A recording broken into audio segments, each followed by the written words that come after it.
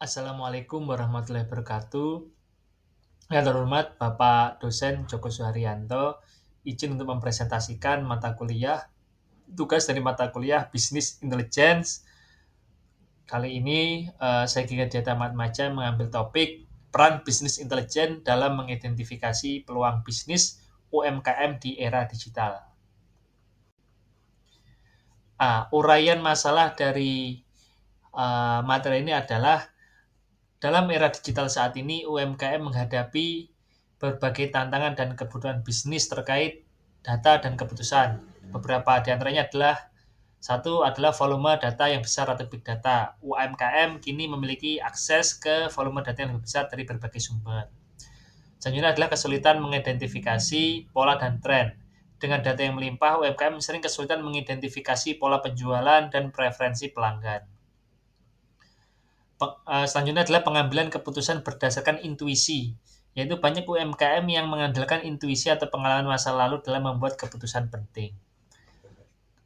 Selanjutnya adalah kurangnya pemahaman pelanggan. Tanpa analisis dan data yang mendalam, UMKM mungkin tidak memahami secara akurat siapa pelanggan mereka dan apa yang pelanggan inginkan dan bagaimana cara terbaik untuk menjangkau mereka. Selanjutnya adalah inefisiensi operasional. Data operasional yang tidak teranalisis dengan baik dapat menyebabkan inefisiensi seperti manajemen inventaris yang buruk.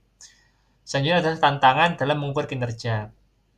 UMKM mungkin kesulitan mengukur kinerja kampanye pemasaran, efektivitas produk baru, atau ROI dari investasi tertentu.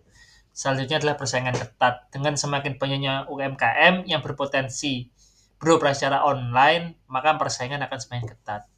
Kebutuhan adaptasi cepat. Pasar era digital sangat dinamis. UMKM perlu mengidentifikasi berbagai macam perubahan dan beradaptasi dengan cepat. Berikut ini adalah konsep penerapan bisnis intelijen. Definisi bisnis intelijen mencakup seperangkat strategi, proses dan teknologi, dan aplikasi yang dirancang untuk analisis data terkini. Tujuannya adalah untuk mentransformasi data mentah menjadi informasi yang signifikan dan dapat ditindaklanjuti guna memfasilitasi pengambilan keputusan yang optimal bagi UMKM. Penerapan bisnis intelijen memungkinkan pemahaman terhadap performa historis, pemantauan kinerja aktual, serta proyeksi tren di masa mendatang. Esensi BI bukan hanya terletak pada penyajian laporan, melainkan pada penemuan kausalitas di balik data numerik dan identifikasi prospek dan potensi risiko. Bisnis intelijen dapat diterapkan melalai tool yang pertama, spreadsheet. Ini berbentuk seperti Microsoft Excel dan Google Sheet. Fungsinya untuk analisis data dasar dan visualisasi sederhana. Ada software visualisasi yaitu Tableau Public dan Power BI Desktop. Ini versi gratis dari software Business Intelligence yang populer untuk memungkinkan UMKM membuat dashboard interaktif. Ada lagi platform berbasis Google Data atau Cloud, yaitu menawarkan kemampuan analisis yang lebih canggih. Selanjutnya ada Analytics Web. Ini dapat menggunakan Google Analytics, penting untuk memahami perilaku pengunjung di situs web.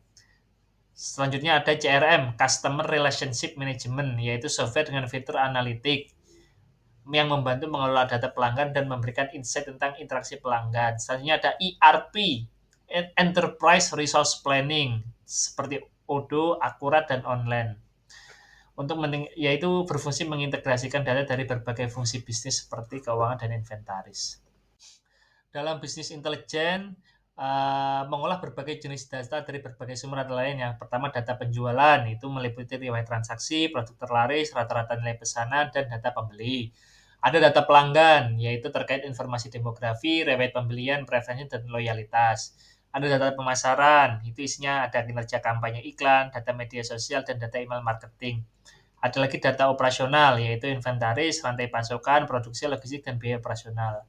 Ada data keuangan, mencakup laporan laba rugi, arus kas, neraca, piutang, dan utang. Ada lagi data web, lalu lintas situs web, perilaku pengguna di aplikasi, dan sumber traffic. Ada lagi data eksternal, yaitu meliputi tren pasar, demografi, data pesaing, dan berita industri.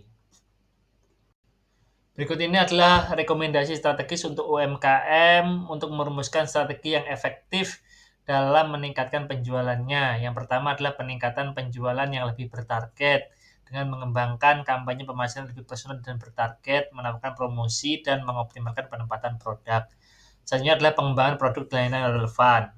Strateginya yaitu meluncurkan produk baru sesuai dengan kebutuhan pasar, meningkatkan fitur produk yang ada, atau menawarkan pelayanan yang lengkap. Selanjutnya ada optimalisasi operasional dan efisiensi biaya, yaitu mengoptimalkan manajemen inventaris, menegosiasikan ulang kontrak dengan pemasok, atau merampingkan proses produksi. Selanjutnya ada peningkatan pengalaman pelanggan.